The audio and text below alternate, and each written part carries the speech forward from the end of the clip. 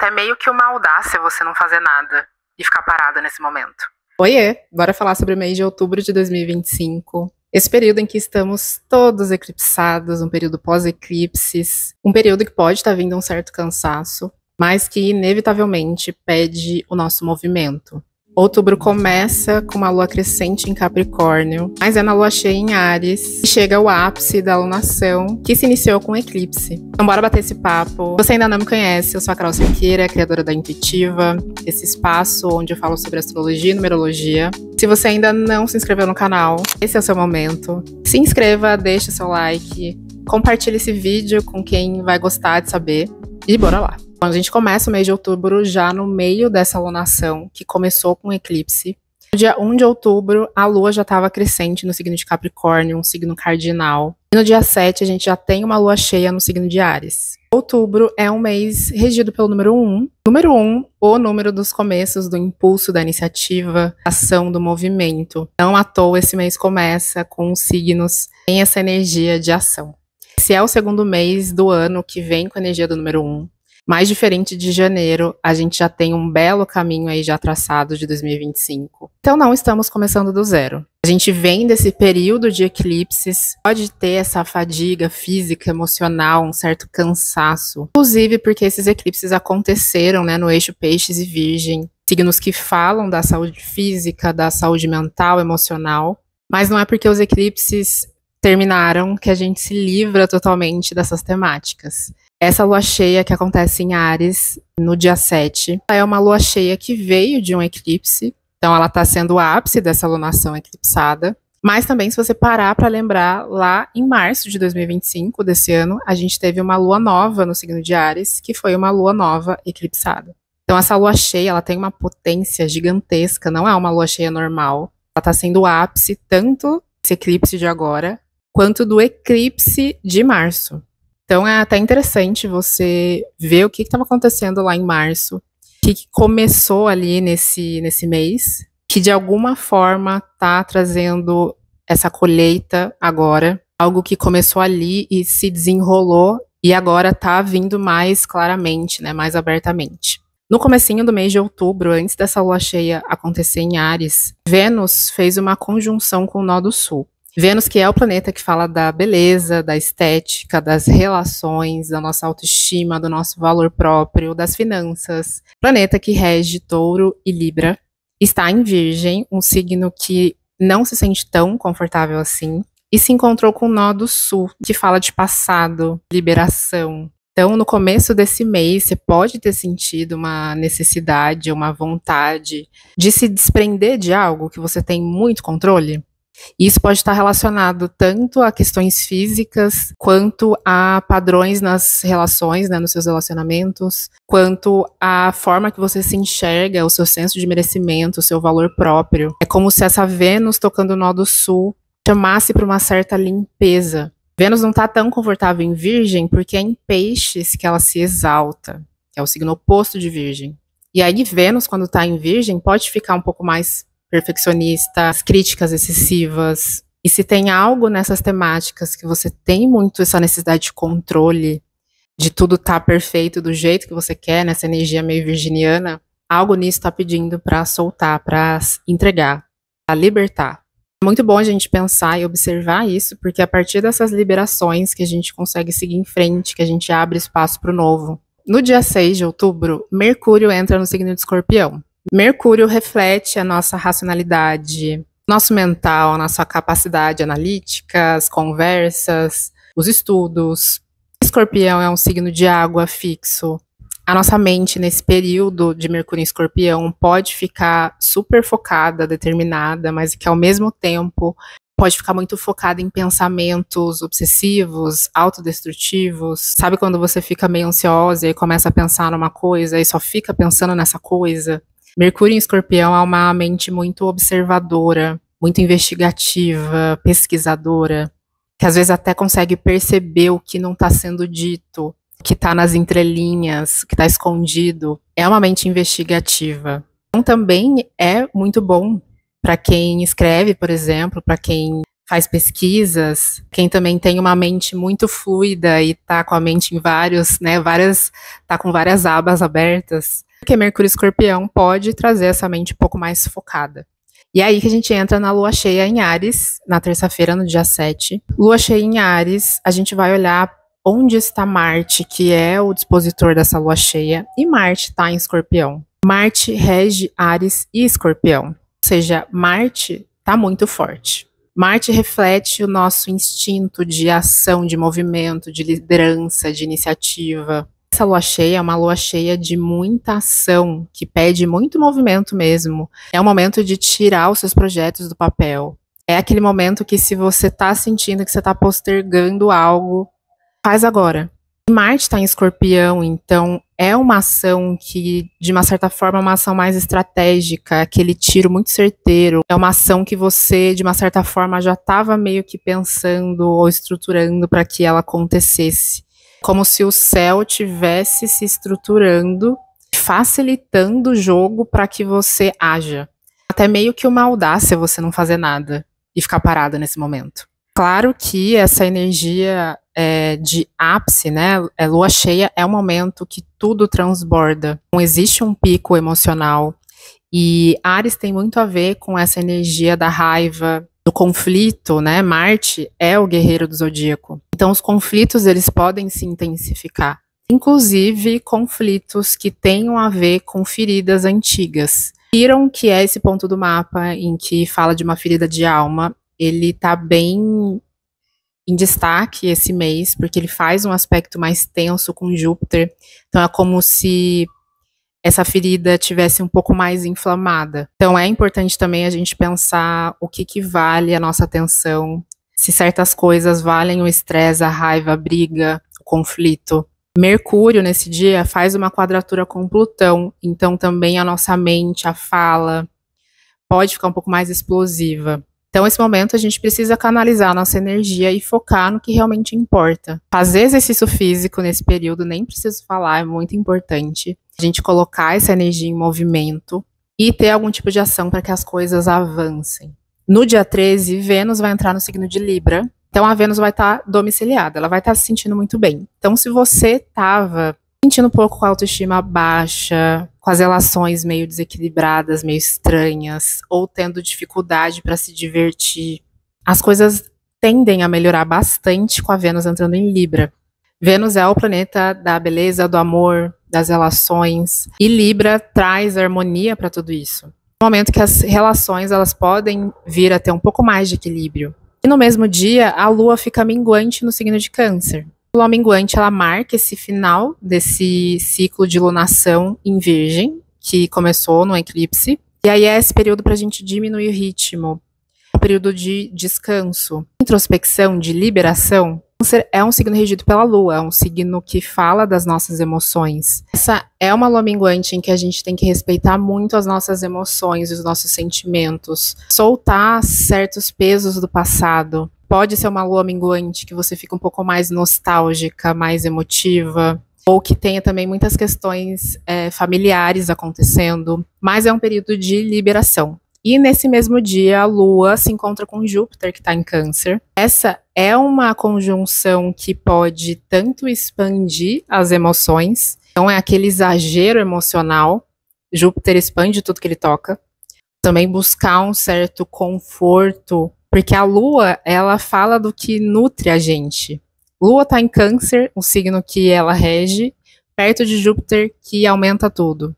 Então a gente pode sentir certos exageros nossos, indo em busca de uma certa nutrição emocional. Mas, ao mesmo tempo, também é uma energia muito positiva, já que Júpiter é o grande benéfico, ele traz sorte onde ele está tocando. Então é como se, ao mesmo tempo, ele está, de uma certa forma, abençoando essas liberações emocionais. Então acho que o dia 13 aí é um dos dias muito bons, assim, né? Vênus em Libra, Lua tocando Júpiter. No finalzinho da noite do dia 13, Plutão volta ao movimento direto. Plutão é um planeta transgeracional. Plutão ficou 20 anos em Capricórnio. No ano passado, ele entrou no signo de Aquário e estava retrógrado. É um pouco mais difícil sentir na prática, no âmbito pessoal, essa energia de Plutão de uma forma tão rápida. Plutão, ele traz mudanças grandiosas, mudanças mais lentas, mas a gente sente muito forte um planeta quando ele está entrando num signo, né? Quando ele está nos primeiros graus ali, quando ele está tocando a cúspide de uma casa astrológica. Plutão está no comecinho de Aquário, ele está no grau 1. E aí agora Plutão finalmente começa a andar para frente. Quem está sentindo mais esse Plutão e essa energia de grandes mudanças, de renovação, quem tem aspectos importantes no signo de Aquário, principalmente no comecinho de Aquário, nesses primeiros graus, então pode ser que você tenha o Sol ali nos primeiros graus de Aquário, a Lua, qualquer planeta, né, pessoal, ou ascendente, ou a cúspide de alguma casa, casa 10, casa 7, casa 4, que são essas casas aí importantes. Então agora ele segue o rumo e isso facilita essas mudanças, mas principalmente as mudanças mais geracionais, mais coletivas. No dia 21 é quando a gente tem a lua nova no signo de Libra. Então o Sol ele já estava em Libra fazia um tempinho já, né? O Sol em Libra ele já estava trazendo essas questões librianas para nossa vida. Ele já tinha começado a trazer luz para as temáticas da casa que você tem o signo de Libra. Mas é agora que a Lua se encontrou com o Sol no mesmo grau é que a gente sente mais fortemente. Porque a Lua, ela reflete os nossos estados emocionais. Agora a gente vai sentir muito mais forte. Então dá uma olhada aí no seu mapa astral, aonde que você tem o signo de Libra, qual que é essa temática que vai começar a ter um pouco mais de destaque nesse momento. Lua nova em Libra, Vênus em Libra, primavera, a gente tá num período que pede muita harmonia, que pede muita beleza na rotina.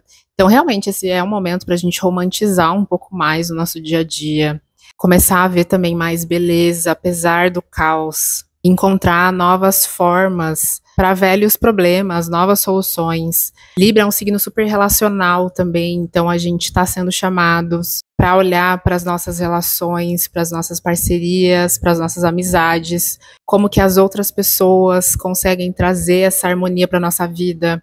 Libra é um signo de ar, então é esse momento para a gente realmente abrir a janela e deixar o vento renovar o espaço, sabe? No dia 22, Netuno, que entrou em Áries esse ano, ou seja, mais um planeta geracional, que é um planeta lento, que também está nos primeiros graus aí, só que Netuno está nos primeiros graus de Áries, ele volta para Peixes, porque ele está retrógrado. Só no ano que vem que ele vai voltar definitivamente para Áries. Netuno também é esse planeta geracional, que a gente pode sentir um pouco mais de uma forma coletiva, mas é interessante a gente falar sobre ele, porque Netuno, ele é o regente de Peixes, então ele tá voltando para casa, ele tá voltando pro 29º grau de Peixes, é o último grau do último signo do zodíaco.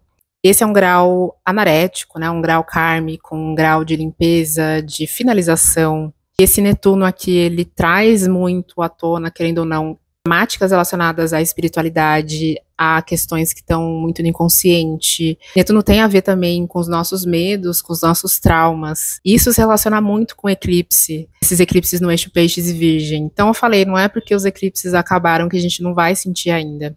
Esses eclipses em Peixes e Virgem, eles trouxeram muitas questões emocionais e que estavam escondidas e que a gente não conseguia digerir. Eu sinto que a gente ainda vai lidar um pouco com isso. Esse Netuno em Peixes, ele tem muita relação com os nossos traumas. E os traumas, eles não são necessariamente algo muito grandioso que teve que acontecer para você criar um trauma na sua vida. Trauma não é necessariamente o evento que aconteceu, mas sim a forma que você lidou com esse evento. Então não é o fato em si, mas como a gente lida com essa experiência. É um sentimento que não foi resolvido, que não foi processado. Querendo ou não, isso cria uma marca, né, no nosso inconsciente. Esse Netuno em Peixes, ele tá chamando a gente para lidar, né, com essas questões, para digerir tudo isso, né, 2 lunações em Virgem. Virgem também que traz tudo pro corpo, né, então se nesses eclipses você sentiu as manifestações no seu corpo, tudo tá meio que relacionado. E Netuno no ano que vem ele vai para Áries, então a gente vai ter que lidar também com essas questões traumáticas através do corpo. A gente está sendo chamados para olhar para isso. Virgem fala muito dessa necessidade de controle, essa autoexigência, e isso pode ser sintomas, né, de questões traumáticas. Então, vocês podem ter certeza que essas questões de traumas, elas já estão muito em pauta, e elas vão ficar mais ainda. Dia 23, o Sol entra no signo de Escorpião, Um signo Escorpião, que é esse signo regido por Marte, pela astrologia tradicional, e por Plutão, pela astrologia moderna. Escorpião, querendo ou não, a gente estava falando de Virgem, né, que tem essa necessidade de controle, mas Escorpião também tem esses traços. Escorpião e Touro, né, é o eixo do controle, do apego. Só que o Escorpião, ele resiste até o final. E aí, quando não faz mais sentido, ele solta a entrega. Né? Então, o Escorpião também ele vai chamar a gente para esse chamado de entrega, do liberar, das grandes transformações. O Escorpião ele traz as temáticas, né, da resistência, do autocontrole. É um signo super magnético também, passional, intenso. Traz intensidade para as nossas relações, para as nossas emoções, profundidade para tudo. É um signo que sente bastante. E que é um signo de água fixo, profundo, guarda muita coisa, né? Então é um momento que a gente vai também entrar em contato com aquilo que está super guardado e também com as nossas sombras. Com o Sol entrando em Escorpião, o Sol ilumina também Lilith, que está em Escorpião. Lilith é um ponto do mapa que nem todo mundo analisa ele. Ele se destaca na astrologia moderna, mas eu acho que vale muito a gente falar sobre isso. Lilith é um ponto mais distante da órbita lunar, é como se fosse um ponto da Lua em que a gente nunca vê, tá do outro lado. Então, na astrologia, a Lilith representa esses aspectos profundos, instintivos, que muitas vezes a gente reprime, os nossos desejos mais genuínos, mas que a gente evita de uma certa forma colocar para fora. Representa as nossas sombras, a rebeldia, essa parte de nós que não se submete, que busca autenticidade, liberdade e desejos que não são expressados. Lilith em Escorpião deixa isso tudo mais intenso. Lilith em Escorpião traz uma energia do magnetismo muito forte, da sensualidade, da sexualidade, do poder, da paixão, das transformações, do mistério. Tive que mudar minha ferramenta de gravação. E vai ficar um pouco diferente, tá bem diferente, né?